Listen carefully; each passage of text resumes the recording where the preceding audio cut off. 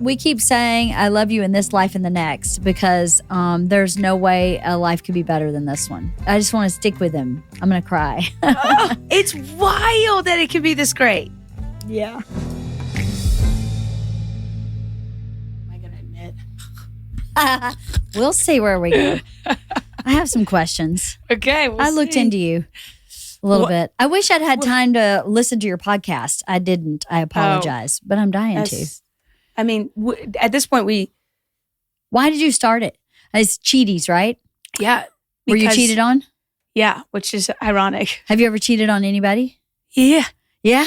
Yeah. Well, okay. So were you cheated on first, or did you cheat first? I cheated first, but it was like high school. But it was just kissing another boy here, kissing another boy here. But I think I got trauma from it because I got shamed and shunned in high school for being a slut. Are you slutty? No, that was a wild thing. I wasn't like I've never been a slutty person. I want to be. I want to be so bad. I want to have the experience. But it was just, I kissed a boy here, I kissed a boy there. And it was like a boy that another girl liked or whatever else. And then I got shunned. And then the one time, I mean, the story's been out there. I talked to Bert about it, about how I cheated on my boyfriend at the time and kissed another boy. And then he got back at me by hooking up with Jennifer Lawrence. So. Oh, Jesus. I think he got the best of it. Yeah, I got the freaking best of it. Yeah. And then I told Bert on his podcast, and he was like, the whole story about, I was like, I was dating this guy. He was like, well, what's his name? And I was like, it's this. And he brought him up on the big screen. And so after the podcast, I called him and told him, you kind of got up on a podcast. Is that okay? And he was like, what does it make? Do you make me look good? I'm like, yeah, totally fine. And he goes, yeah, it's funny. He goes, I tell people that story all the time. I have 2 claims to fame. He played football in college. And I'm like, obviously, I'm one of those, right? And he goes, I hooked up with Jennifer Lawrence and I started under Teddy Bridgewater. And I was like, I mean, you could put 3 people in that category. You could have added me in there. Yes, for sure. Yeah. But then, okay. So why do people cheat? I think because it has nothing to do with the other person, has everything to do with them. Mm-hmm. And I think it's a lack of your needs being met, whether that's like in a relationship or, personally, you're just lost and you like need, you get off, or it makes you feel better to get validation from somebody else, physically or emotionally or whatever else. But it's not, or the relationship isn't working anymore. And one or both people are afraid to admit that. Mm-hmm. And instead of like doing the hard part of saying, we got to look at this, it's easier to get your rocks off on the side instead of having a hard conversation. To destroy it.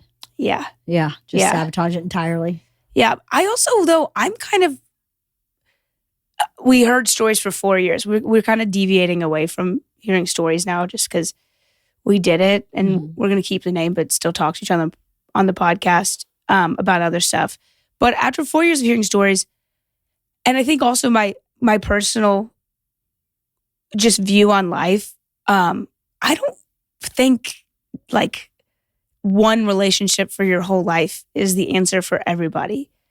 I kind of look at it as like chapters. Mm-hmm. This could be your soulmate for your 20s. This is your soulmate for who you are in your 30s and 40s. Mm-hmm. This is your soulmate for your 60s. And you're different people at different points in your life.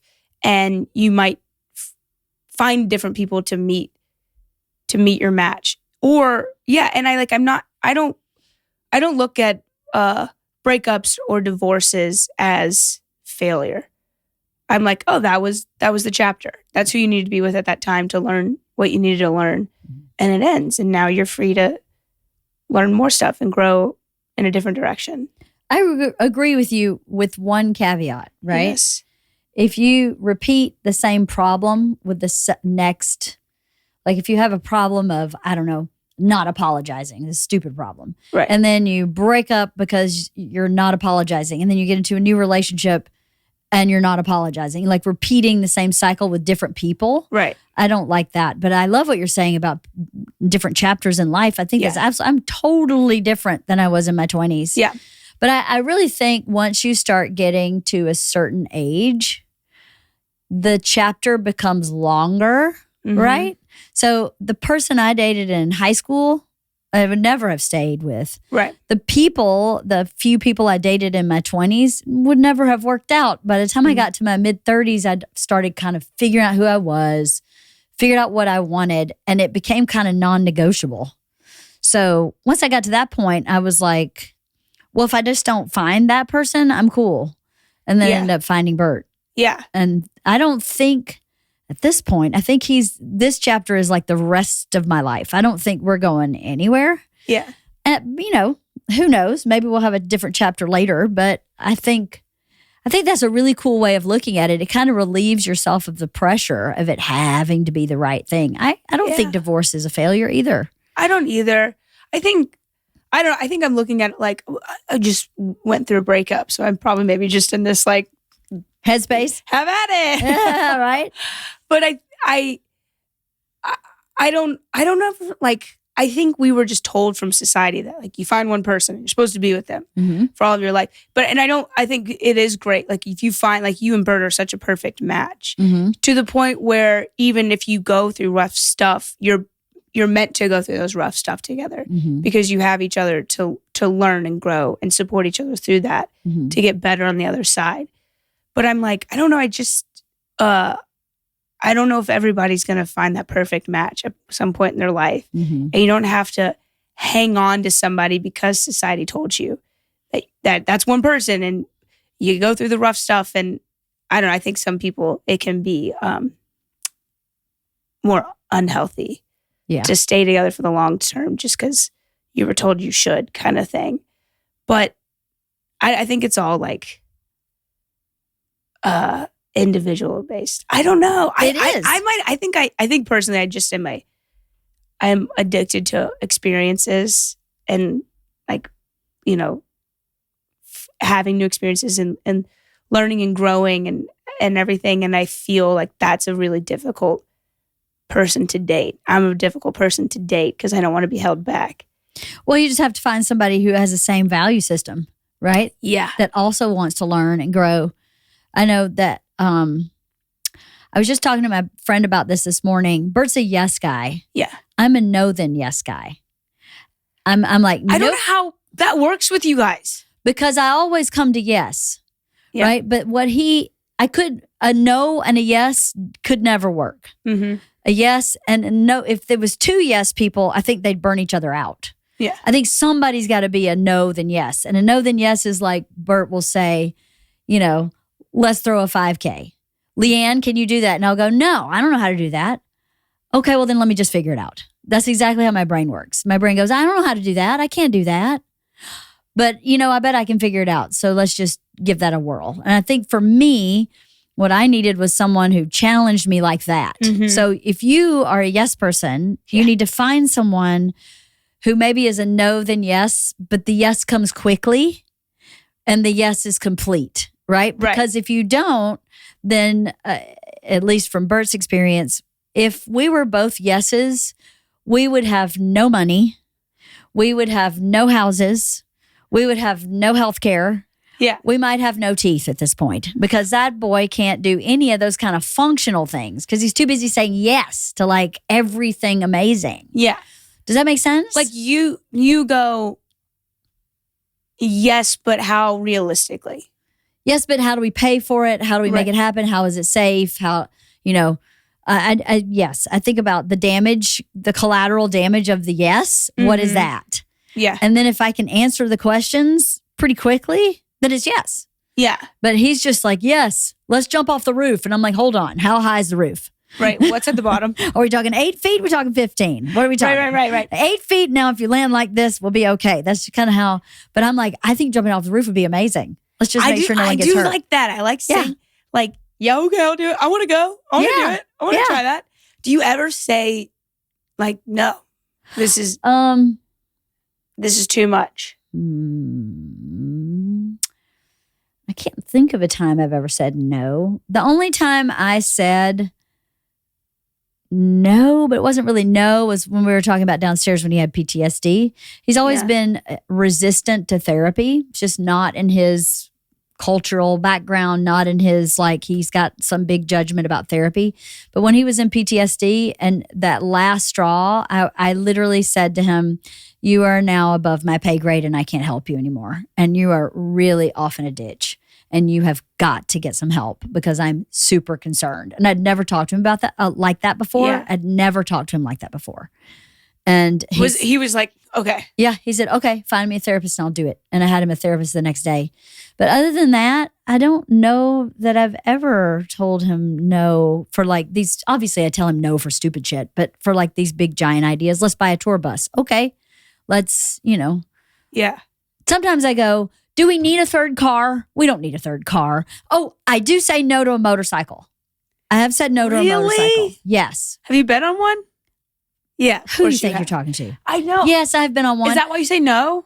It's because I watched my uncle be in an accident on a motorcycle when I was a little girl.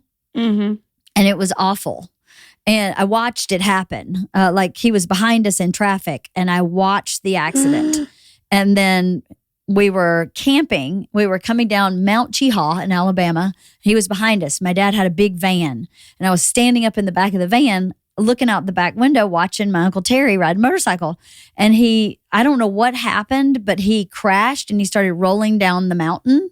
And he was like him and then the motorcycle and the motorcycle on top of him and then him and the motorcycle on top of him. And then we drove around and literally opened up the doors of the van and threw him in the back of the van with me and his two daughters and drove him to the hospital. And his daughters and his wife were like screaming. He was just torn up from head to toe. And it was pretty bad. So I've been on a motorcycle with Bert. I rode a motorcycle with my uncle after when I was older. My dad had one for a brief time when I was a kid. And it's different when you're in rural Georgia than when you're in LA. It's the same as driving a really fast car here. Yeah. Once you get in the street and you start going really fast, other people are your problem. Mm-hmm. It's not me and how fast I can drive a car. It's everybody else around me who's going to switch lanes without a blinker, who's going to swerve into your lane, and now you're totally screwed. It's the same with a motorcycle. I think about that sometimes, even when I'm in traffic, and I do you're just half awake. Yeah, and you're like, I'm going to turn lane, and then after you take the turn, you're like, I didn't even look. Yeah, I didn't even look. Yeah, had there been somebody just zzz by, you're done. So I remember my mom, she was a nurse. I don't even know if it's actually a true story. She just told me, she's like, we just had a lady come in who was in an accident, a motorcycle accident. She got dragged. But she was like, she was luckily a bigger woman. Yeah. And she was like, that saved her life. Wow. Because, stuff got dragged and ripped off. Forget it. But she was like, had she been a smaller, thinner person, it would have gotten to the organs faster. Right. Organs, yeah. Or the Oregons. It would have gotten to the Nebraskas. She would have gotten to Oregon really fast. So drag it, the harder you drag. Oh, I mean, if we lived in Montana, okay. Get a motorcycle all day. Yeah. It's LA. I don't want I know. LA. It is kind of like one of those things where you're like, it's fun, but you're living till you die.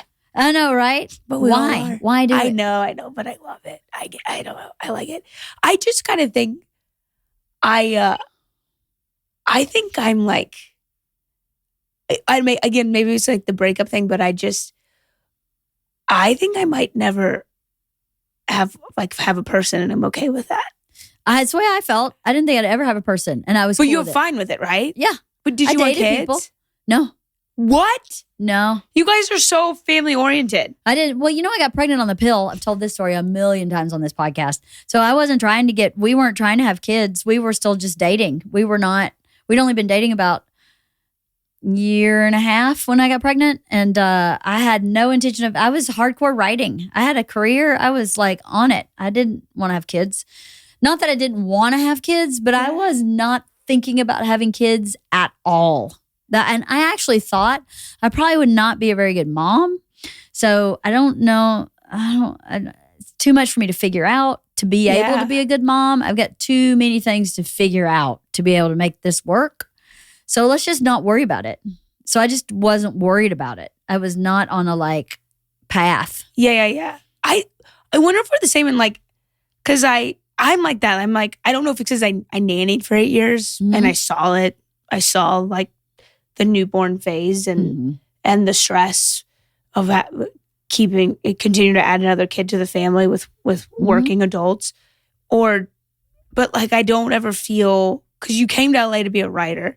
I came here to do stand up, and I watched my friends that I went to high school or college with who were we go to college, we find a good job, and then we're so happy to find somebody, and then we get the house and we have the kids, and we're happy to go to the park on Saturdays. And I'm like, I don't have a stitch of a cell in my body that yearns for that at all. I know if I had that, I would be in a mental asylum right now in a straitjacket, dying to escape that life. And I'm not putting it down. I'm just I cannot believe I grew up with all these people, and I have no morsel in my body that wants to do it. I want to be in another state every single week, doing something and learning and writing and being challenged and figuring something out. And I don't.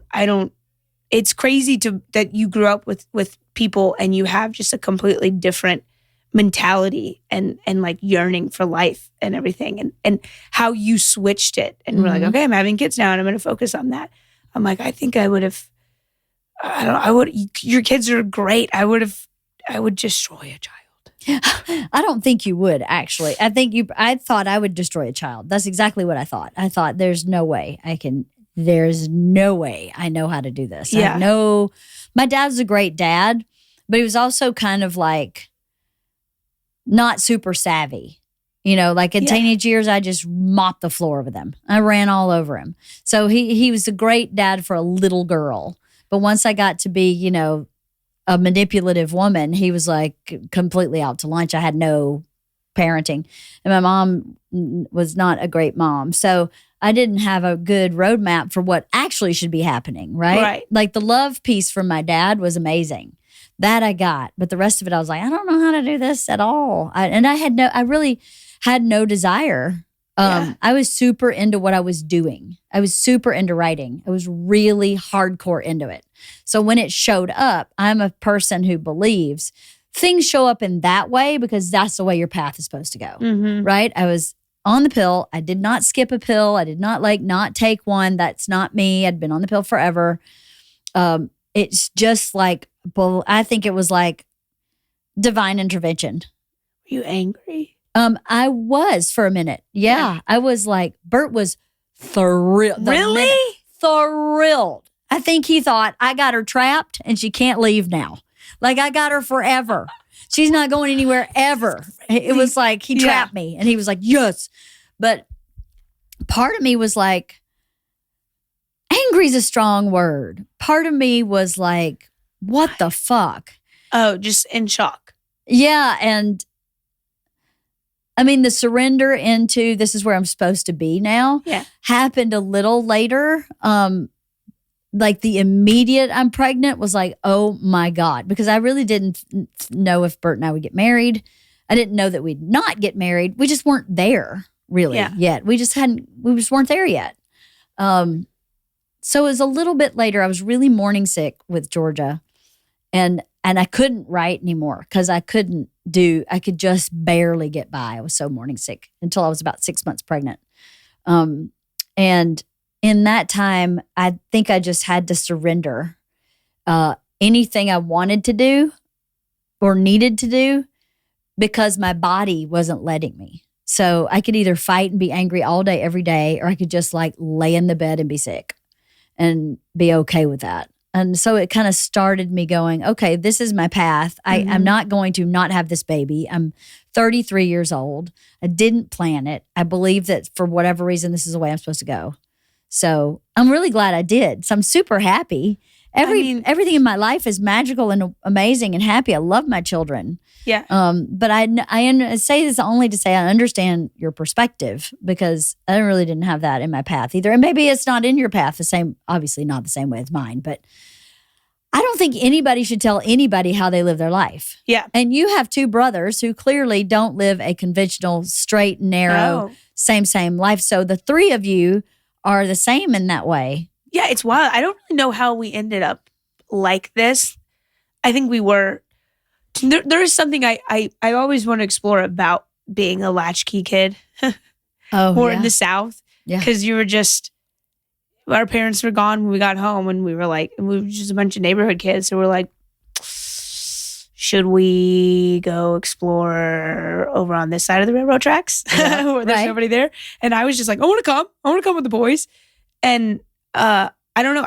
I do think there has maybe something to do with, I mean, my brothers were all, I think my oldest brother was very adventurous, and me and my younger brother were just like, well, I want to come. I want to go do this. I want to go see if we can go catch snakes in the creek, all this stuff. And then my mom passed, and I think definitely for me, it unlocked something, probably for my brothers too, where it was very much like, oh, you can die.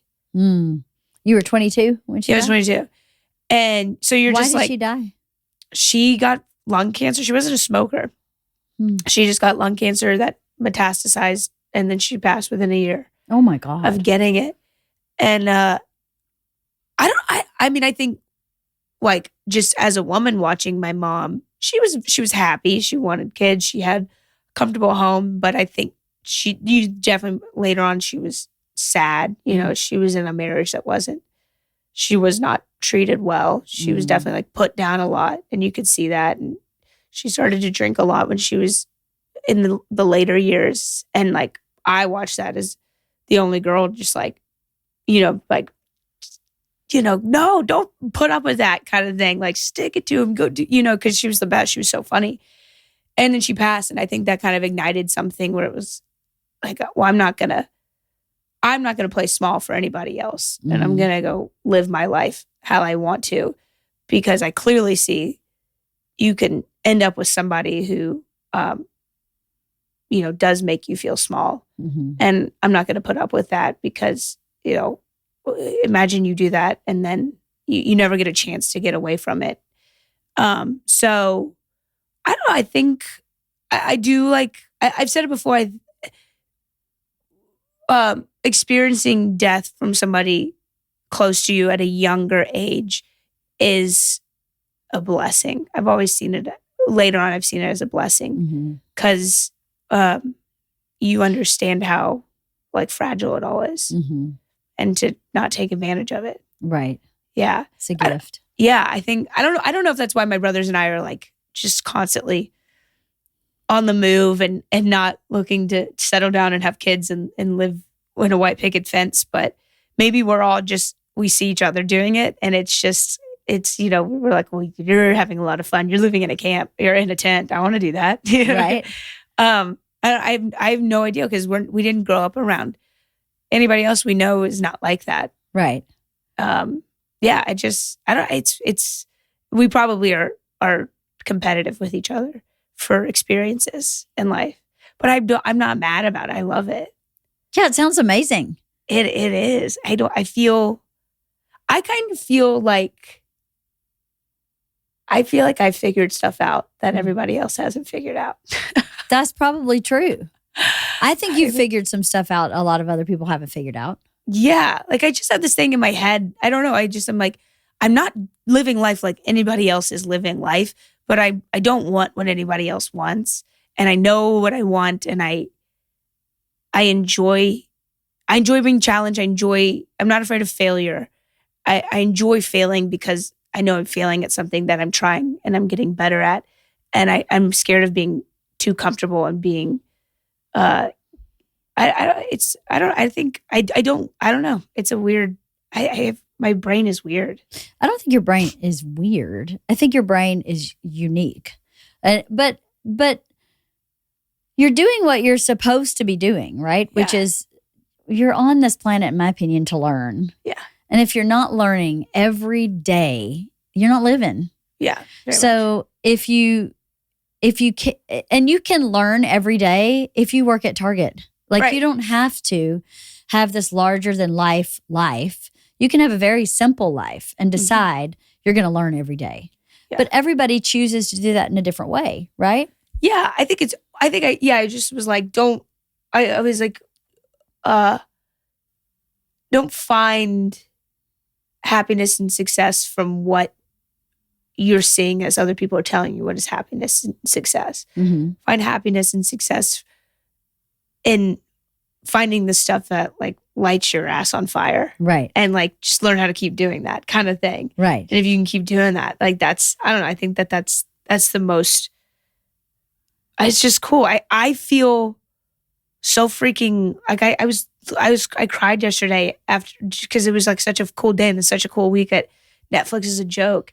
And I was like, dude, I'm living every dream of mine. Like I'm like doing it. It's like everything I've ever wanted to do, I'm doing. And I'm like, whatever I get beyond this is just going to be a blessing because it's just going to, or even if I don't, even if I stay at this level, I'm so happy with what I'm doing because I'm challenging myself, I'm learning, I'm growing. And I think I did it because I didn't hold myself back by getting a full-time job, a 9-to-5 job, because I felt like everybody else was doing that or whatever else. And I feel I'm so happy. That's great. Is it weird to feel? I'm scared that I'm so happy. I'm scared that everything is going so well. Why? Do you think a shoe's going to drop and it's all going to fall? Yeah, it kind of feels like that. Yeah. Why do you think you feel that way? I don't know. Are you in awe of what's happening? Yeah, it's crazy. I don't know why. It's very scary. Scary for everything to be going great. Is that insane? Yeah, a little bit. And not at all at the same time. Yeah, sometimes when your dreams start happening, especially when I don't know how you grew up other than being in Kentucky and catching snakes in creeks and having brothers and all that stuff. But, I was just talking to Whitney Cummings last night about this. When you grow up in a certain kind of chaos and happiness is not connected to that chaos, you find yourself as an adult going, when does this fall apart? That's how I think every day. This is going to fall apart. And it's an interesting shift when you can start believing and really knowing that it won't. I don't think I'll ever be able to get there. That's this wild thing. I hope you do, because to me, I go, if everything stopped today, I know myself well enough to know that I'd get back to this feeling. The feeling doesn't have to do with the extrinsic stuff. The feeling has to do with what's on the inside. So if we lost all our money, if we lost all Bert's success, if I lost all my abilities to do whatever, I'd still have me, no matter what. And I know about me is I can work at any job I put my mind to. I can build myself back to any point because I've done it before. And that, when you get to that place in life, it feels a little different. I spent a long time going, when's Bert going to leave? He's probably leaving at some point. Everybody leaves. My mom has 6 divorces. My dad has 2. He's leaving at some point. Right. I don't know when, but it's coming. You were taught for your own security to know someone's leaving. Yeah. So instead of feeling blindsided. Yeah. You taught yourself to expect it. Yeah. Watch out for it. Right. So you can only get to a certain point in a relationship because they're going to leave. Why would you go any further than that? At some point he's leaving. So I kept waiting for the shoe to drop, shoe to drop. And when I got past that point and everything kind of relaxed, I was like, it's the exact same relationship, by the way. Nothing has changed except my waiting for that shoe to drop. I just decided to stop doing that at some point. See, then are you still grateful for it? So grateful. Okay. I feel like I'm very grateful for my life because I'm like, be grateful for it because you might not have it. No, I have 2 words we say in our family. I've taught my daughters.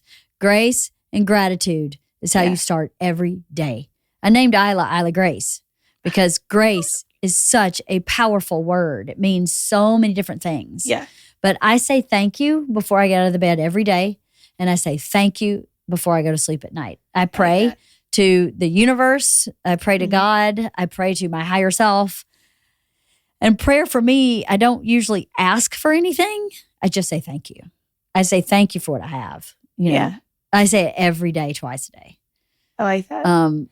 I say 5 things I'm thankful for that day. You do? Yeah. And usually I fall asleep by 3 or 4. You can't quite make it. We used to every day at dinner, the girls, we would say, what's your favorite part of the day? Yeah. What's your least favorite part of the day? And what are you grateful for? Every night at dinner. Because I wanted them to get into the habit of saying what they were grateful for. And the rule was, it can't be anything big. I love that. They can't say, I'm grateful for my health. Yes. You have to say, I'm grateful that Kylie loaned me her pencil in math class because I didn't have one. Oh, so that's cute. what I wanted. I wanted that kind of gratitude because I feel like if you get to the minutia of gratitude, of course you're grateful for your health and for being secure and for love. And yes, of course. But when you can go, let's see, a little one for me today. I'm grateful for the laugh I had in the car with Sandy on the way home from working out. We had one little laugh about her daughter that was so pure and amazing and fun. If I could just have that moment every day with someone I care about or even a stranger, that's so awesome.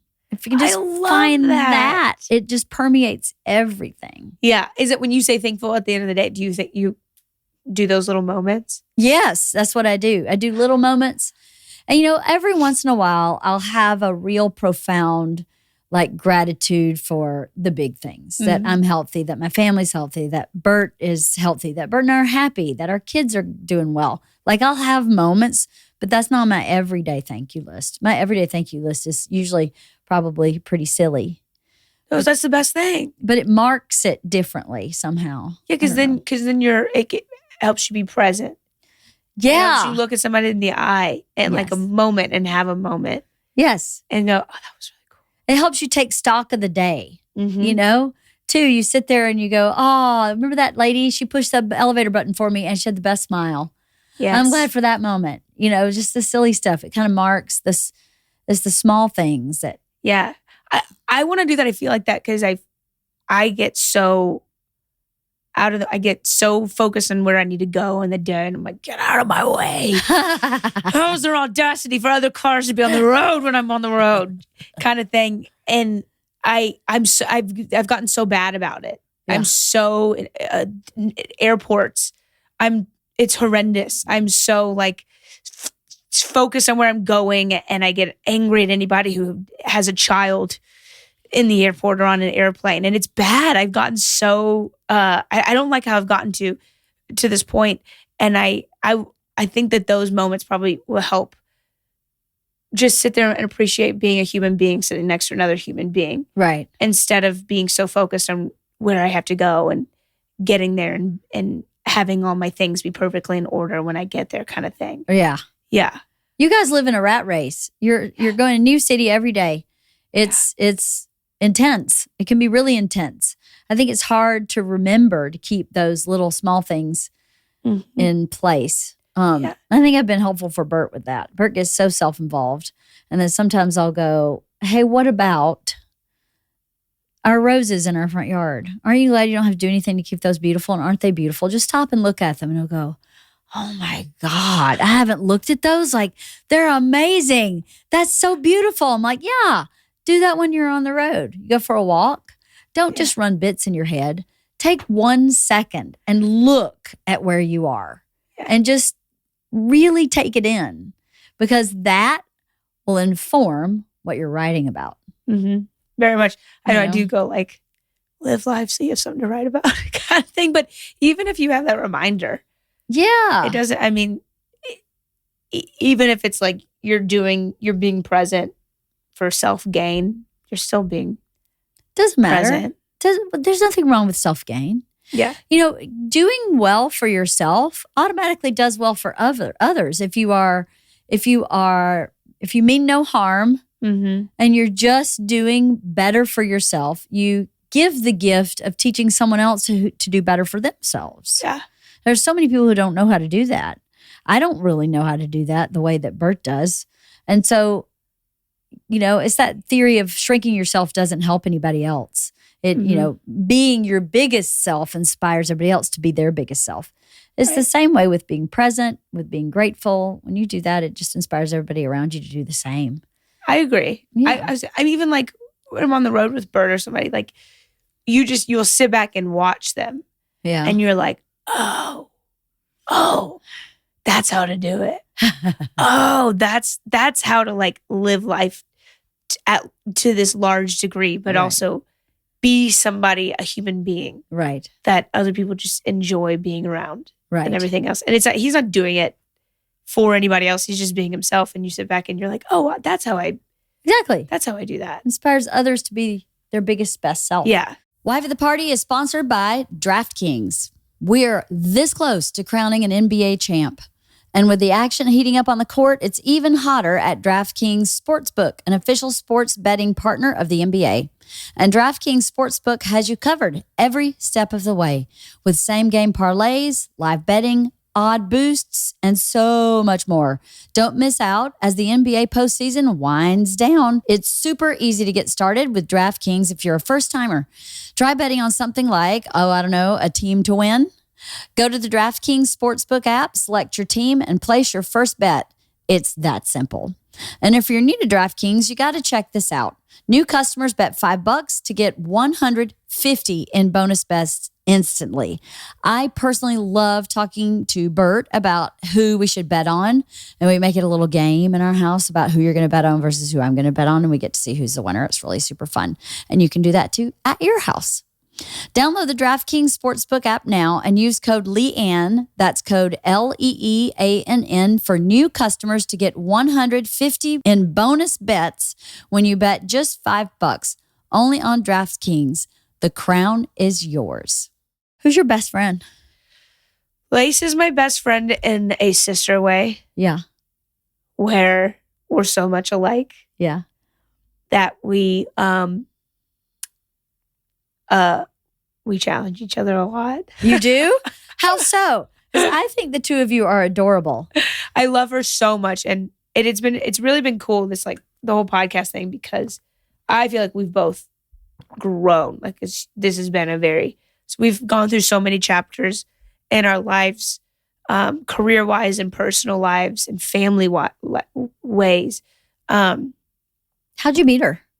She was a comic in Atlanta. She'd been doing it probably 5 years before me. Oh, wow. A little bit longer. And I was just like a baby comic. I very much looked up to her. And she had a bit about going through her boyfriend's phone and catching him. And we were friends at this point, but more acquaintances. And then I, went through a phone. And I did her bit. She was like, I screenshotted. And then I screenshotted, sent myself the screenshots. But then you don't want them to know you've seen it yet. So you got to go delete the screenshots. And then you got to go delete the deleted messages. Delete the screenshots sent to you in the messages. And then you save them. And then you bring it up in public.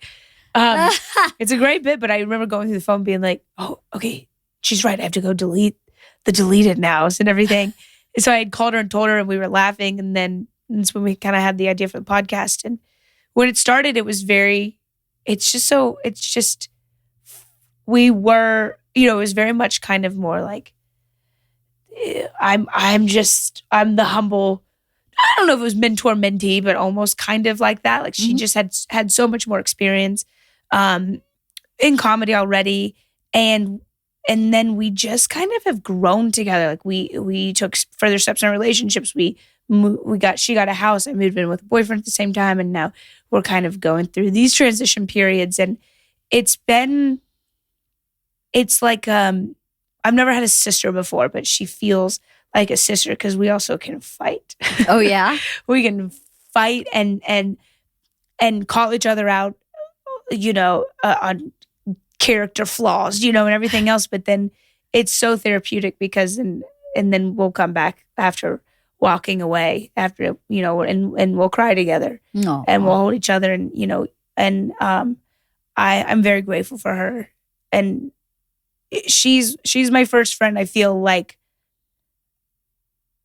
I have friends who are good friends, but they don't get my lifestyle kind of thing. Mm-hmm. She's a very much my closest friend. I feel like she gets, what I want, and because she's there too, like, what sets us on fire.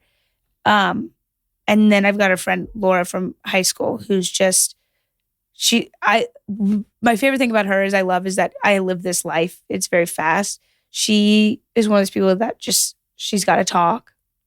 So I can call her and I can have a human connection, and she just talks. I never have to say anything for an hour and a half. Wow.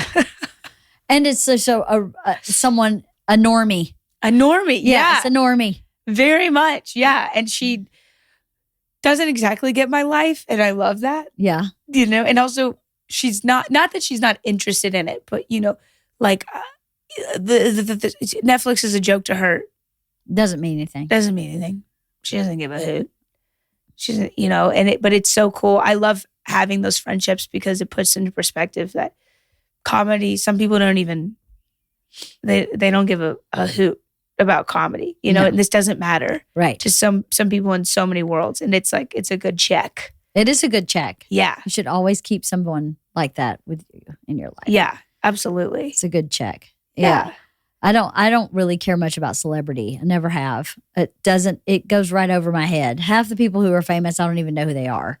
And I think that's been good for Bert because he knows who everybody is. And, I'm like, hey, Dave Chappelle, I'm LeeAnn, I'm Bert's wife. And he's like, you just walked up to Dave Chappelle. And I'm like, well, he's just a guy. He is a guy. He's just a guy who has a wife, who has kids. Right. We all poo-poo, pee-pee, and we're going to die. He has a mortgage, just like I do. Was he not going to talk to me? Yeah. He's a nice guy. So I don't see why. I'm with you, I think. But you've lived a life where you've probably experienced as much as they have. And then you still go to bed at night. Yeah, totally. You still wake up. The only person I think I would be starstruck is Beyonce. And I do want to know. I want to even know if she poo-poos and pee-pees. I don't know, yeah. I have a couple of those too. Post Malone's one of them. Did you meet him this weekend? No, I was so mad. The one night I did not go with Bert to the store because I had to pick Isla up from school at 2:00 in the morning because it was grad night for her, is the night he met Post Malone. I call him Mibuki. I have a nickname for him. I know he could be my son, but I freaking love him. And I was so mad. Bert sent me a picture of the two of them, and I was like, I called him and started screaming. I was really angry. You would love him. Oh, he's Mibuki. What is Buki? It's okay. You're gonna think Pookie? I'm a real big dork. Are you ready for this real big dork? Jabba the Hutt called Han Solo Mibuki. like they're not in the same species. Like they Jabba go together. the Hutt called Han Solo Mibuki in Empire Strikes Back. And I'm not even that big of a Star Wars fan. And no, it sounds like I really am. But Mibuki, I was like, I love that term and I'm saving it for somebody special. And it was Post Malone. Are you Jabba the Hutt or are you Han Solo? Obviously, I'm Jabba the Hutt. No, I don't think so. And he is Han Solo. Because I am calling him Mibuki, which is Jabba the Hutt says Mibuki about Han Solo. Yes. Can I tell you, because I look at, I just saw, he collabed with Beyonce on one of her, she's your thing. Yeah. She's pretty fantastic. I won't get into everything. I love her hard work. I love her work ethic. I love how grounded she is no matter. She's, essentially the only pop star who's stayed focused on her art and has never had a blow up. Yeah, she's amazing. Yeah, and she's very she's a badass in her marriage too. Yeah, yes, yeah, and everything. But I don't. She's the only person that's out of this world to me. But Post he just did a song with her on Cowboy Carter, and he did a song with Taylor Swift on her album. Mm-hmm. Dude. I saw him 3 nights in a row at the store hanging out, and just a guy. He's Mibuki. You guys could sit in this room and chat for an hour and giggle and laugh, and it would be he would turn into a friend of yours, and minute too. Right. One, because you have that ability, but two, he's a chill guy. I also realized, I think that about comedy. Comedy is like, and people in comedy are the like humbling factor to everybody. Mm-hmm. Anybody in any celebrity status or entertainment factor, I think they're drawn to comedians, but when you get around comedians, you're it doesn't. I think I don't know. I think everybody is kind of at a even playing field, Mm-hmm. and so when even like big name celebrities get around comics, they kind of like want to feel cool too around. And people, I feel like, I don't know. I feel like everybody's attached. Comedy humbles people. Right. Comedy is in a good way. All encompassing. It's like the singer, songwriter, performer, right? Mm-hmm. Someone who, Taylor Swift, singer, songwriter, performer. Like her music or not, that's pretty profound and prolific, Yes. right? So many singer, songwriter, and comics are the same. They write, they perform, they edit, they direct. Right. It's the whole thing. It's awe-inspiring to be around a really good comic, especially. Yeah, I think that's it. I think that's why. But in comedy, you just do it yourself. You're on stage, so I feel like they're just, you have to be genuinely yourself. Yeah. At some point, so I feel like, I don't know. I think it's really cool. It's cool, like, to be around other comics and then watch a celebrity walk into the room, Mm-hmm. and they're suddenly not godlike anymore, Mm-hmm. because you're around some of the most genuine, authentic people, because Right. they have to be in the profession. Totally. Yeah. Why did you get interested in comedy? Did you? I kind of know your story of how you started, but did you grow up watching comedy? No. Do you members of your family funny? No. Grow up with a lot of storytelling in Kentucky? No. So how did you figure it out? I wanted to try something. Just wanted to try it. Were you good at writing in school? Yeah, I was. I wanted to do journalism in college, but then I figured out I had to choose a different major to get out of the state and still get in-state tuition. I did like storytelling. I did like writing. It was one of those, I always wanted to like try acting, but I was too embarrassed to ask my family. Why? Because I was a boy family. It was like, we don't talk feelings. We don't do, like, acting was too much of a vulnerable thing to tell my parents I wanted to try that. Right. It was like, well, why don't you guys just go out in the yard and play basketball and play pretend? Yeah. Yes. Let's go play pretend. Right. Exactly. Yeah. Or I would go play pretend by myself all the time. Right. And everybody was country storytelling. You sit around the table and it was, you're fighting to be the next person to tell the funny story kind of thing. But it wasn't, nobody was artsy. Yeah. That's storytelling. Yeah. When you sit around a table and listen to people tell stories, that is storytelling. Yeah. And you're fighting to be like spoken word, the most interesting one. Yeah, at the table. Yeah. Yes. It was very much that. So you had that. Yeah. Yeah, for sure. And then I think I always look back, I'm like, I don't know, my parents were just working a lot. Mm-hmm. So we were just outside. We didn't have, I look back, I see my friends and I'm like, my dad would play Carlin on vinyl and sit down and be like, listen to this kind of thing. And we were just gone. What TV shows did you watch growing up? I grew up on all that, like the very 90s kind of was. It's in the news now, but kind of just and then I would watch my mom's, like, Everybody Loves Raymond was a favorite. Brilliant Frasier. writing there. Yeah, brilliant writing. Like, very, oh my God. I love that. She would watch Just Shoot Me. It's so funny. I'm good friends with Spade now. I'm like, that's not the same person. I know. I think I would watch a lot of those kind of sitcoms at that time with my mom. But yeah, it was, I think that's why I love it now, because comedy still to me is new and I'm like learning and all this stuff, because I didn't have childhood heroes in it. I was learning as I was at open mics. Right.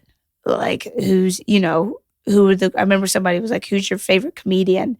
And I was like, Dane Cook and Aziz Ansari, who were just very big household names, but I didn't even know who any of the greats were until about 3 years into comedy. Isn't that interesting? Yeah. But that's what's cool, because you don't have to, anybody can be great at it and not have no kind of background in it. That's right. You just have to be a good observationist. Yeah. Don't you think? Very much. Yeah. And honest. And honest, or not honest, or the opposite of honest. Yeah. One of the two. You can't be in the middle. No. No muddy water. Because then you can tell. Yeah, totally. You can tell. Yeah. What's your favorite thing about being a comic? There's always going to be a challenge. There's always going to be a way to get better, and to one up yourself in 1,000 different ways. Writing, getting better at crowd work, or challenge yourself to write, a whole hour that's streamlined with one story, and being a great storyteller. Or, getting better at just, like last night I was just watching like a roast and being like, God, I want to get better at roast, like one-liners and jokes. Like they're so good at it. And I'm like, I haven't like challenged myself to write like that in so long. And so you'll never reach the top and feel stagnant. Like there's always going to be a way to one up yourself. So true. Yeah. You're so right. Do you read? Do you like to read? Yeah. I'm reading what's the chemistry book right now? Lessons in Chemistry. Yeah. I like that. It's a little fluffy. Yeah. But yeah, I like it. And then like I'll try and pretend to read Kurt Vonnegut and then realize I had no idea what was happening for 6 pages straight. I do that too. I was reading, I watched the series, The Swans, the Truman Capote series. It was just out, I think, on Hulu. And it was such a great show. And I was like, I'm going to read a Truman Capote book. Oh, my God. You're just lying to yourself. You know what's going on. I have no idea what's going on in this book. And, I read like Jane Austen. I can read Shakespeare. I can read, I can read complicated. Not that Jane Austen's complicated, but this book, I'm like, wait, did I fall asleep? Yes. Hold on. I don't know what's happening. This is supposed to be like really great literature. I may have missed some kind of memo here. Are you just like, is there stuff happening? Am I not reading between happening. The lines enough? Yes. Or is there actually nothing happening? Yeah. I'm that way too with certain people. I've never read Kurt Vonnegut.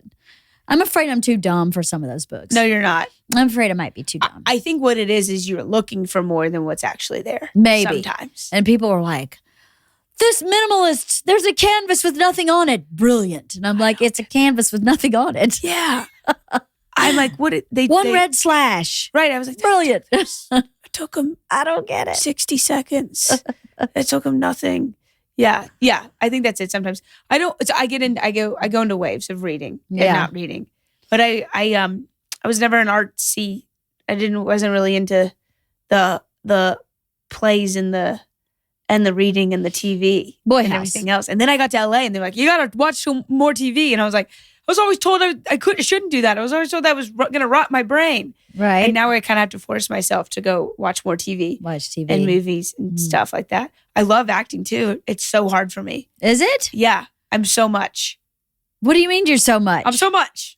You're just so big? And they're like, ooh, sell it, Simadana, Katherine. And I'm like, hard they're like, can you close your eyeballs a little bit? And I'm like, what do you mean? Like this? It's very fun. It's very challenging for me. Yeah. But I'm going to keep.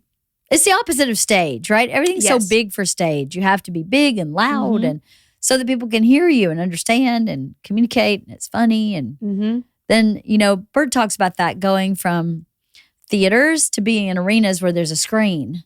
And so when you're on the screen, it's very different than when you're in a theater and you're trying to have the back row really see what's happening. You can't do a lot of like subtle facial movements with your jokes. And then you get in an arena and you can do that. It's totally different. I know I've watched a couple specials lately of other people and they shuffle.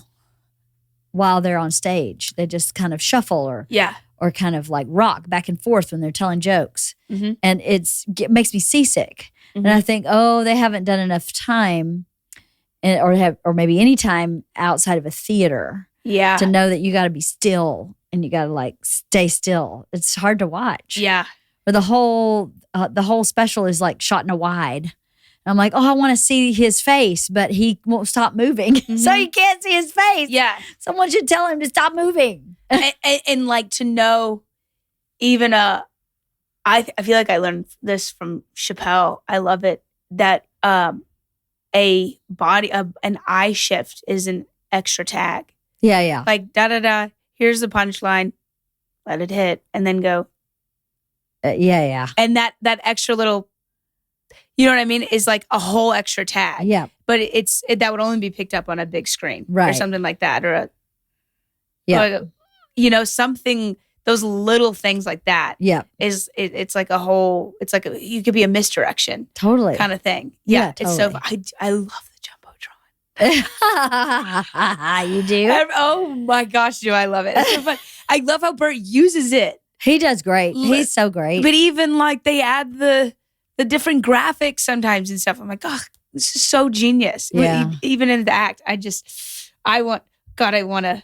He's a funny guy. Oh God, it's so good. When I saw him come out at the Kia Forum, I was like, this is the ultimate. This is so cool. It was crazy. I want to do this one day. It's so funny. 4 years ago, we went with 2 other couples to see Sebastian Maniscalco at the Forum. And we were in the VIP club afterwards, and Bert goes, I'll never perform here. I'll never sell enough tickets to be at the Forum, ever. This is so amazing. He was so happy for Sebastian, but literally was like, I'll never, this is something I can't achieve.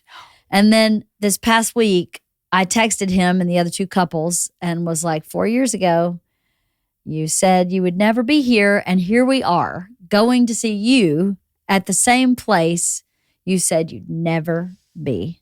It's so cool. Mm-hmm. What a life. It's so cool. Do you feel like there's a lot of dimensions and you guys are probably living the best one? Yeah. I feel we keep saying I love you in this life and the next because there's no way a life could be better than this one. And I just want to stick with him. I'm going to cry. I love it. I think it's so cool. It's what? Yeah. It's wild that it can be this great. Yeah. You know? But it's because you guys are great people and you like went through it together and like you worked on it. And we try to be great people. We try to do good. You guys are. We try to do good by everybody in the community too. I also that's a thing that blows my mind. Like even that night, it's I'm watching you guys introducing people to other people that you know would be a great fit for each other. And it's not, I mean, this is the one moment that should be nothing but for you guys. And you guys are talking to other people and you know, Bert even said something to me about me. And I was like, this doesn't do anything about me right now. You just did the Kia Forum. Of course it is. But I think that's why you guys are where you are, is because like you live for yourselves, but you also live for like the goodness of everybody and all. And it's for just sure. so cool to watch. All we want is for everybody to have their best life. Yeah. It's all you want for anybody is for you to have your best life. And if anything, Bert and I are really enjoy championing other people. Yeah, I feel like it's so joyful. If you zoom out, that's kind of y'all's package. Yeah, it's fully loaded. That's why one of the reasons we started Fully Loaded was to give people, goats, an audience they maybe wouldn't get in front of, and people coming up, an audience they wouldn't maybe get in front of, so that you could grow everybody at the same time. You know, the tide raises all boats. Mm-hmm. So why can't the world just be like that? Right. You know, the whole world. Why can't the whole world just do that? It's infectious. Yeah, I hope so. I hope it's infectious for everybody because it's such a joyful, gracious way to live. Yeah. To just want everybody you know to win. Yeah, you know? absolutely. No, and nobody to lose.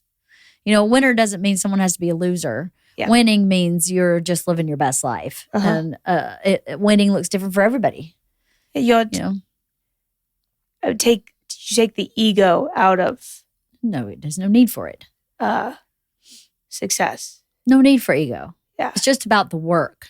Are you doing the work? Are you showing up and doing the work? If the answer is yes, then that's all you need to do is the work. Yeah. And the ego is about running somebody else's race, you know? That's when ego gets involved. You start going, what's going on over there? What's going on in that race? No, you run your own race. And I have to remember that sometimes. Everybody, I have to remember it sometimes. It's part of life. Ego is part of human. You can't be a human without ego. The goal is to just have as little of it as you can, as often as you can. But it's there. I mean, there's nothing you can do about it. Some of ego is there to keep you healthy and safe. So, but for the most part, you don't have to worry about who's selling how many tickets over there. You don't need to worry about how many dates he's got this year. It doesn't matter. I do realize it's also, this might not be your time, but you have no idea what's going to happen in 3 years. That's right. Kind of thing. This might be their thing. That's right. But if you put one foot in front of the other, this might not be the time for you. Right. Because in 3 years, you're about to have your time. Yeah. And you're going to be grateful that you were building it now because you were ready in 3 years kind of thing. That's right. As saying it goes, you know how to make God laugh? Make a plan. Okay. Make a plan. Right. Because there's a plan in the universe for you already. And you just don't, all you got to do is just keep building, and just trust that it'll show up. That's true faith. True faith in the universe is not questioning where you are. Just okay, this is what was laid out for me today. Let's tackle it. Not that you shouldn't strategize where you are. But if you strategize, there's this other saying one of my teachers used to say, you make things happen, then you let things happen. So if you've done everything you can to make something happen, then you can let it go. And it'll unfold how it's supposed to. Like you're saying, maybe it's not now, maybe it's in 3 years, but I'm going to keep making things happen. Right. And then I'll just let the rest of it, let the chips fall where they're supposed to. Right. And trust it. That's real faith. And with that real faith comes a lot of freedom because then you don't worry about anything. There's nothing to worry about. You have confidence in knowing that you're doing to the best of your ability something. You're doing the work. Yeah, exactly. You're doing the work. And the best question to ask anyway is, what you got for me? To the universe? Yeah. What do you got for me? Like what do you have planned for me kind of just thing? What do you got for me? Well, I'll take it. Give it to me. Yeah, I can handle it. Yeah, just give it to me. I want all of it. Give it to me. Give it to me. Whitney and I were talking about this yesterday, or Whitney was talking about love. And I was like, you know what? Love the way I grew up was really scary, right? Because people leave in this chaos and this really unhealthy, what I witnessed. So when I started falling in love with Bert, I've never really been scared of anything. So why would I be scared of that?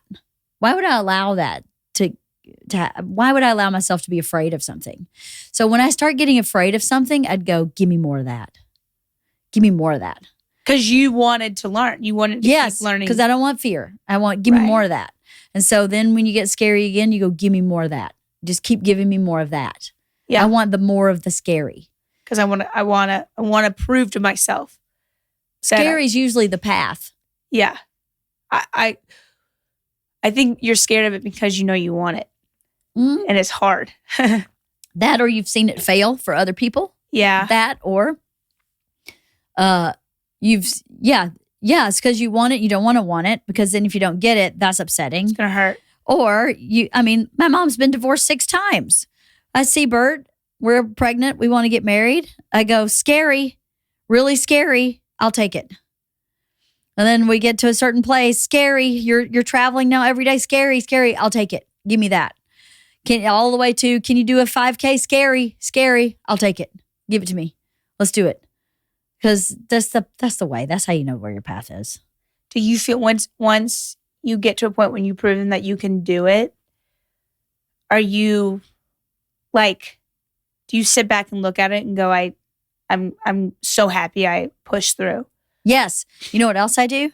When I push through something really big like that, I buy myself something that I can look at and remember that that's what it is. So the first screenplay that I wrote, that I sold, I bought myself a diamond necklace from the money that I made from that screenplay. And every time I put that necklace on, it's been almost 30 years, I go, I wrote a fucking screenplay that got sold and got made. And that's on my neck.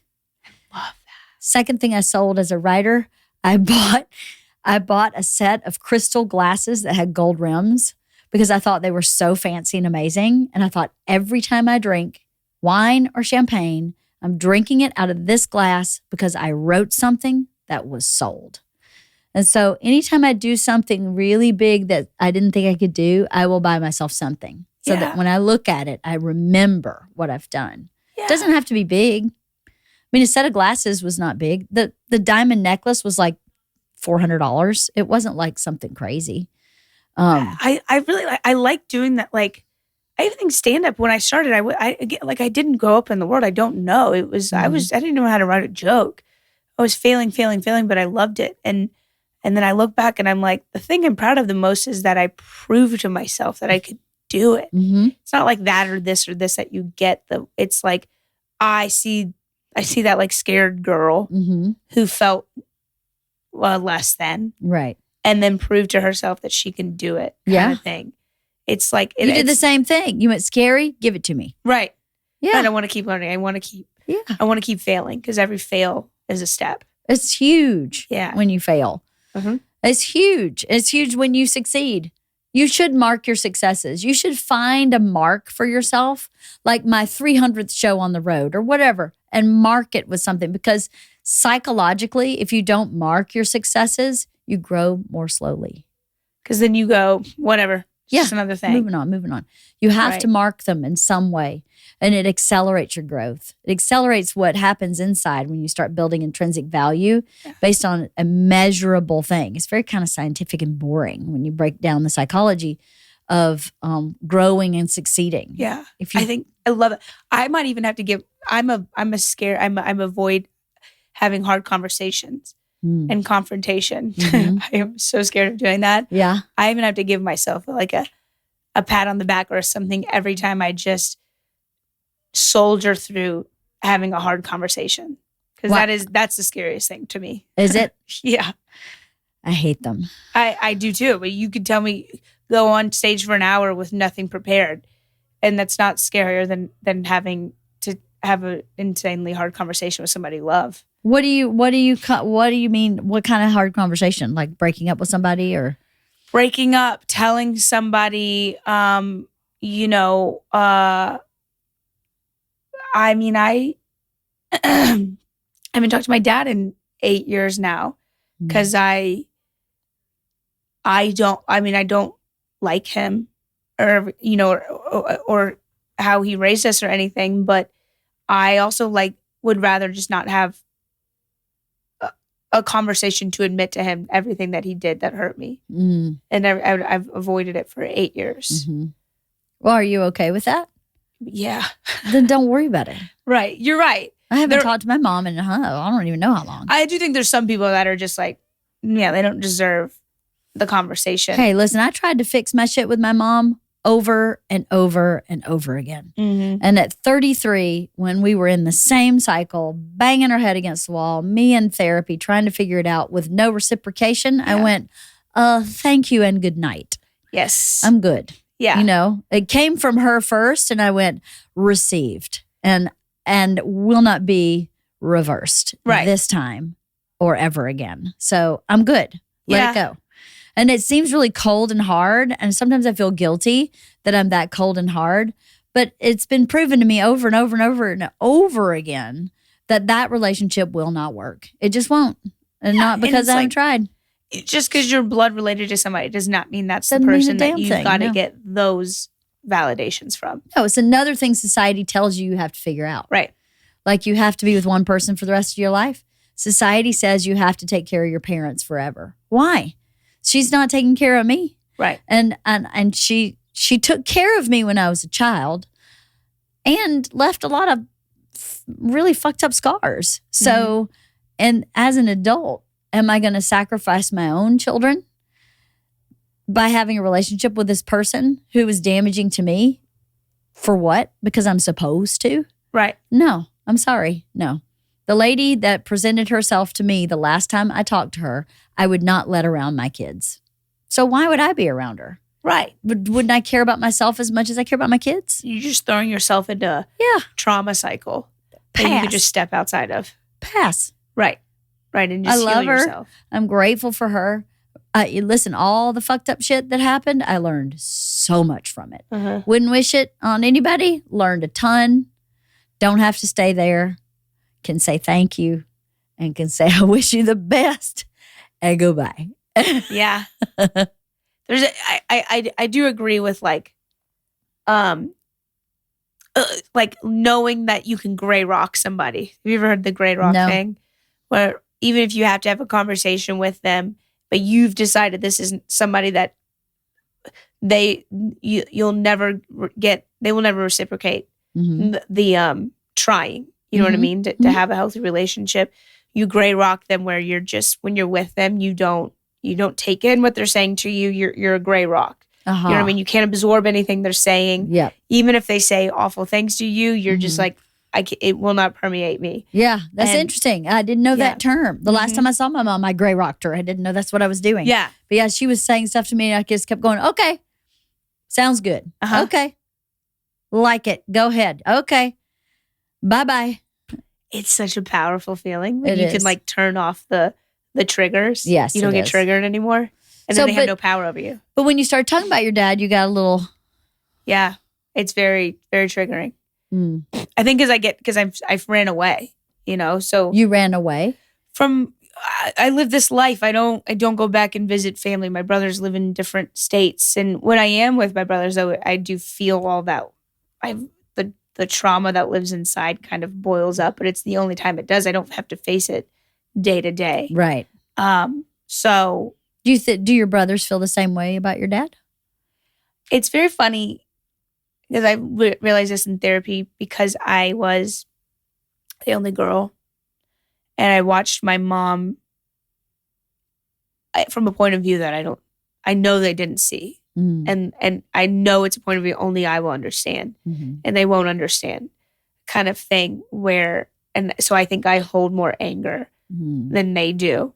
Just, watching a dad come home miserable and, talk down to her and she spoke up, he immediately would snap at her and, kind of let her know what she said was stupid. And that is an anger watching it. That was an anger to me that I can't even like articulate how mad that made me. Watch, because I loved my mom. She was my hero. I like looked up to her. She was an independent, hilarious, funny person. And to watch a miserable person cast their misery on her and make her feel less than and small was it's a rage I'll probably never get rid of, but I've learned to like, walk away from it and live my life. But why was he miserable? I think he just was a miserable, like, I don't know. I think he just grew up. I mean, he had a good family. I love his family. I love my dad's side of the family. One of 10 kids, Catholic kids, grew up on a farm. Good people, good, sweet people. I think he just, I don't know. It's just like a very, he's been in therapy, he's narcissistic, right? But I feel like I'm afraid to say that word now because it's such a generic term now. Yeah. But I think he just, worked all day and would come home and be tired. And it was, we didn't live that traditional farm home life where the children were there to serve their parents now, et cetera. Yes. And we were like, kind of thing. And like, I was very quick to talk back. And I think I have no idea why he was so miserable. I mean, he would come home in anger, angry all the time, or snap. What did you do for work? Eggshells. Pharmacist. Huh. It was wild. You didn't think, but our household was, you were walking on eggshells all the time. You were scared, that dad, something would set him off. You left a light on in a room. And then all of a sudden it's a tornado of anger that, or just like little things. If you weren't doing what you're supposed to do, he wasn't like abusive, but it was a smack upside the head, Right. when you were looking down kind of thing, very quick like that. And I think he was living in the last generation and we were all living in the current generation. And we were pushing back on the way he thought he was allowed to act with us kind of thing as far as his kids. And so it was just always. How old is he? Clash. 62. Okay. He just very self-centered kind of. Yeah, it was a emotional tornado 24/7 in our house. But I think I saw and interpreted things that I don't think crossed their mind as much. And so then it just kind of continued after my mom's passing. And it was just, and at some point he never, it wasn't ever super abusive, but it was like, well, we'll throw you out the house and lock the door. It was always like extreme stuff for not of extreme of an action kind of thing as a kid. And you were just like, why am I? Yeah. I'm not a bad kid. Yeah. And I think when I was 26 after my mom, he got remarried like a year or so after my mom passed and got rid of all my mom's stuff very quickly. And I wasn't in town and he was like, well, I told you I was getting rid of it. You should have come up that week. And you're like, I'm a kid grieving my mom. I would, it's just always extreme stuff. And I remember when I was 26, he was married to a lady and this was 4 years after my mom passed, and I ended up spending Christmas alone at the house, and then the next day he had her kids over and they all did Christmas presents with her kids, and I didn't get anything. I was 26. I didn't need things, but it's just like the point. The point is you were not included. Right. And I think, and then we had a talk where he was like, you're not being very cheerful. And I was like, why spend Christmas alone? He's like, well, we had to go to his mom's house. And I just was like, I don't give a shit about mom. Yeah. Right. And then it was like one of those things where he came after, like lunged at me and was like, he was going to throw me out of the house and kick me out of the house again and lock the door because I said something he didn't want to hear. Right. And I remember like running from him, just like, I'm an adult. I shouldn't be doing this stuff anymore kind of thing. And then I think that was the moment when I was like, okay, time to gray rock him. But I don't know. I think it was that moment when I was just like, I'm not going to do the things my mom did. Right. Where I put up with it. Right. Kind of thing. But my brothers talk to him and I think I am kind of the brat that like makes, and I don't make drama, but I've chosen not to talk to my dad and that bothers my brothers kind of thing. But it does. I just have accepted that I maybe interpreted things different than they did, and it hurts me more. Has your dad not reached out to you? It's a lot. It's like, so many, it's that narcissistic thing where I would get a text from him, haven't talked to him in 4 years. Hey girl. Yeah. Kind of, you know what I mean? Nothing happened. Right. They don't accept anything. They don't want to admit anything. They want to go back to normal, everything's fine kind of thing. And it's just, but we did that thing for years and years and years. But I don't know. I think the thing, it's not me, what I went through or anybody else. I think the thing that makes me the most mad is how he treated my mom. And I'll never get over that. Right. So, it's okay. She's right to never get over that. I do think it's like I feel like if I had a sister, she would understand. Right. But I did feel alone. Yeah. But I'm happy. I feel free. That's good. Yeah. I do think that he's not somebody I need to have a relationship with. Right. And that's okay. Hey, it can be whatever you want it to be. Right. Yeah, absolutely. Yeah. And people don't understand. They can just suck it because everybody's experience of other people is different. Yeah. And no one gets to tell me what my experience is. No one gets to tell me how to live my life either. I mean, we all got to follow the law. But other than that, it's nobody's business what I do. Right. It's my own business. And the same for you, you know? Nobody gets, not even your brothers, nobody gets to tell you how to have a relationship with your dad. Yeah. That's exactly for you to say. And then I just... Especially your dad. He doesn't get to tell you at all. No. I think they're upset, but I just have to go. I'm not living for my brother's approval, so... Whose approval are you living for? Kay Bizzle. I love it. Nobody's. That's right. That's right. Not one person. Just me, myself, and I. So what dream do you have that's not about stand-up? Do you have a dream? Do you want to travel anywhere? Do you want? I would love to. I want to have a place out west one day that I can ride horses and rescue animals. Ah, that would be my retirement plan. It's a good one. Yeah. Out west, like where? Like California? Like Arizona? Colorado. Colorado, okay. I want to be in Colorado.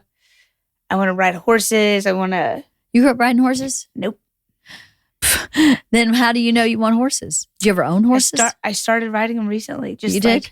Just talked about how obsessed I was with horses on stage. Yeah. And when you do that, it shows...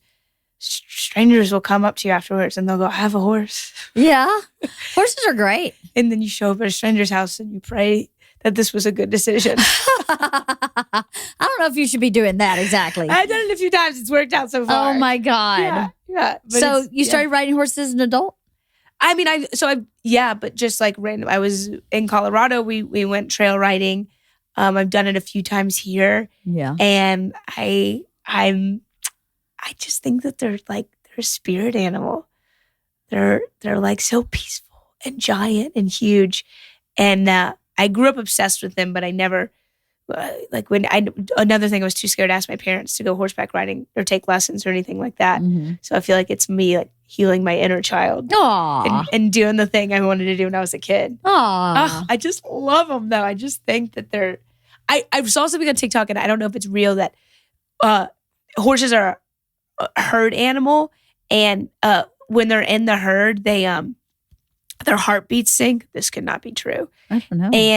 And they can, and then if one horse senses danger, like a coyote or something's by, and their heartbeat increases, the other horses can sense it, and then they all know that there's danger around.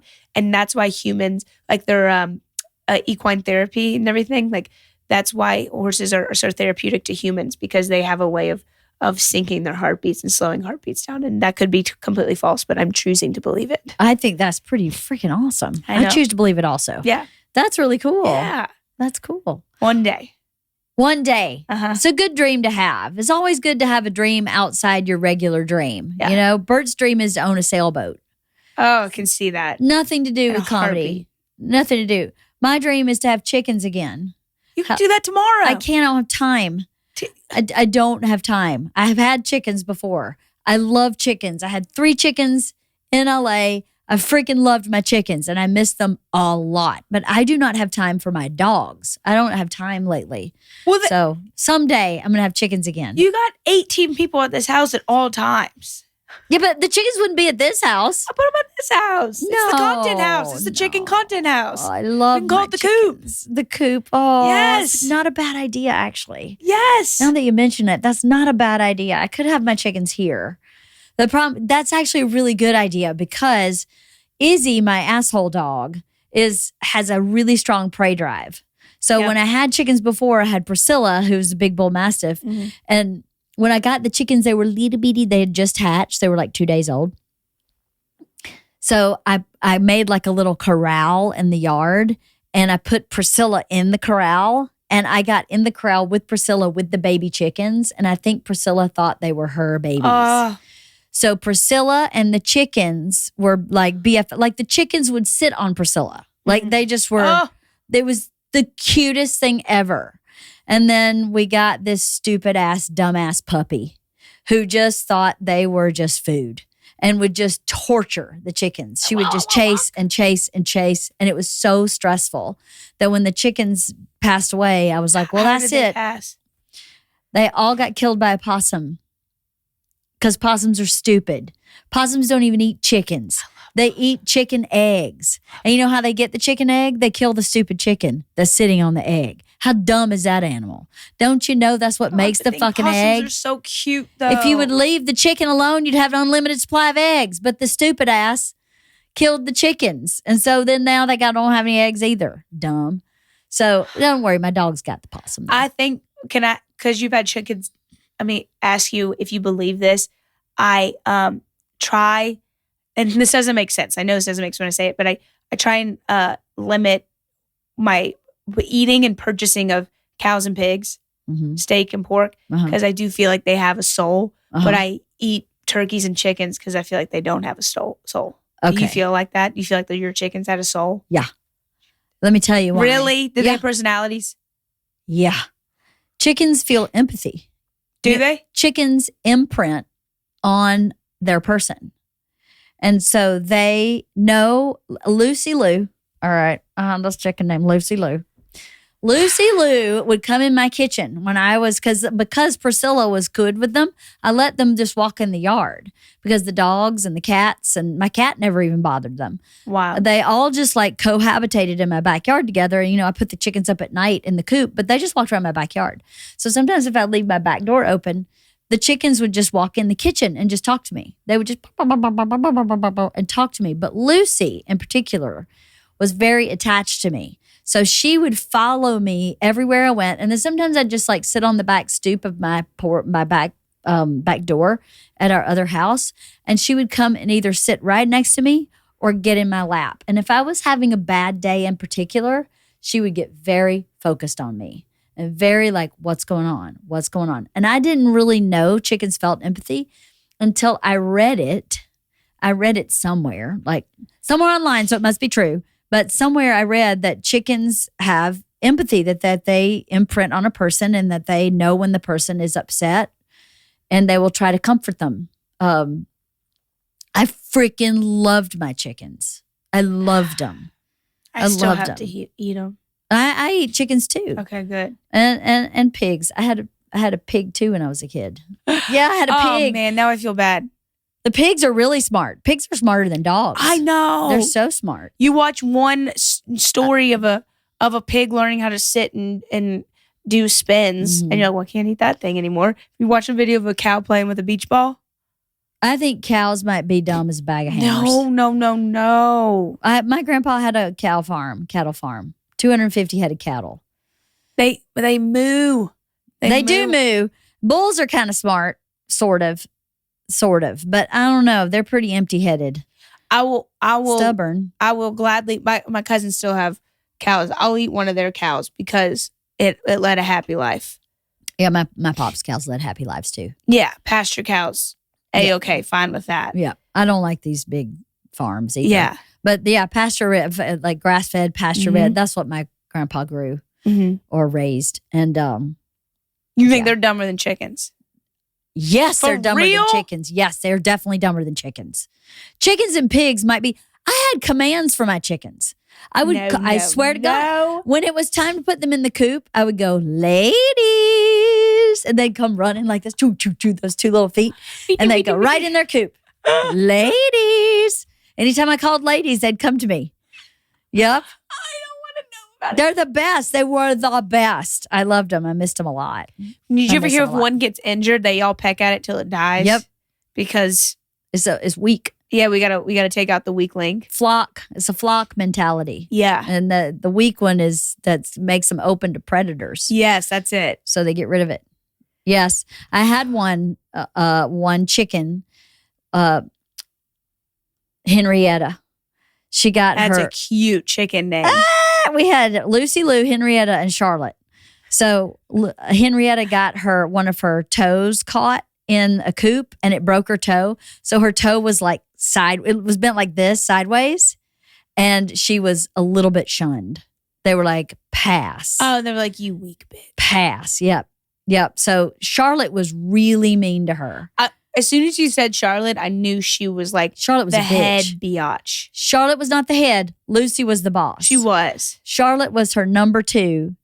And Lucy and Henrietta were fine without Charlotte. Charlotte and Henrietta were never fine. So if I could separate Charlotte was the bitch. If I got rid of Charlotte, the other two was fine. Lucy didn't judge Henrietta for her broken toe. Right. But Charlotte was like, ew and ew. She was mean girl all day. Ew, she was like, we're going to let this nasty half-toed biatch peck at our corn with us. Yeah. She's bringing us down. Yeah. Right? She's bringing us down. So she's got to go. Yeah. And then Lucy was like, she's fine, whatever. Just don't look at the toe. You know, just keep your eyes up here. Keep your eyes up here. Divert your head. Exactly. Divert your head. If you're eating your own corn, you don't have time to look at her toe. Right. Meanwhile, you're like, all three of you are LA bitches. Exactly. And you're fine. Exactly. Right. And you're fine. Well, Lucy was huge. She was a lot bigger than the other two. She was she had feathers on her feet. She was the boss. She was one of those like fluffy, like no fluffy hair, chicken. Just fluffy feet. A pageant chicken. Yeah, she was. Okay, yeah, I know this for sure. Okay, cool. Now I can't eat. You can. I can't eat. You can. I'm gonna stick with it for now. But one day, that's my dream. Is my farm is to like rescue animals that are about to go to slaughter. I love it. Yeah, that's a great dream. Yeah, I hope all your dreams come true because let me tell you something about you, Katherine Blanford. You are a bright light. Thank you. You are a spirit that can't be, I don't want to say captured, but you can't be held back. I love watching you in motion. I loved watching you on the cruise. I love seeing you work a room. I love watching your spirit. You have such a great energy and you're a great stand-up. So I keep saying, everybody better watch out. Katherine Blanford's about to blow up. And I believe it. I believe it. Thank you. We'll see. Proud of you and happy for you. Thanks. It's just, I really can't believe I'm here. So I'm like, anything that happens after this is a bonus. Right? This is fun. And that's why you'll blow up. I didn't think I was going to make it this far. Right? So yeah, now I'm just, everything, I'm just like, I'm going to write it till I can't no more. Write it till it bugs you off. Yeah, exactly. Well, thank you for coming today. Thank you. This is my dream. This is like, I want to decorate my own space like this and have my own project. This is you. This is LeeAnn's cave. This is me. You know what? I spend my days trying to be neutral, right? So Bert is as comfortable as I am. Yeah. But when I built my own studio, I was like, this is mine. This is me. And I don't need to be girly like this all day, every day. Yeah. I couldn't. There's no way I'd have a house like this. But to have one room, I freaking love this room. I love this room because it's so just freaking fabulous. I love it. Yeah. You see my Black Panther. That's my Black Panther. I that's for Paula. a few things I was like, is that a dog? That's Paula the Panther. You don't see all my Panthers here? Panther. Oh, you're a Panther lady. I'm a Panther. I want to find my animal. Why do you like Panther? My totem is a hog. But one time I got drunk and my kids told me I was a cougar. And I went, I am not a cougar. I am a panther. Because a panther is even more sleek. I mean, they're gorgeous. Yes. And cougar, I need to be special. I can't just be a cougar. Just because I married a younger man doesn't mean I can just be a cougar like everybody else. I needed to be something a little different. Yeah, you were like, I was more stealth than that. And you see what I put up with? I deserve status of panther. Yeah, you found the younger man. Yes, I did. Anyway, well, thank you for coming today. Thank you so much for having me. It's been a blast. It has been. Thank you. Yeah. Toodles.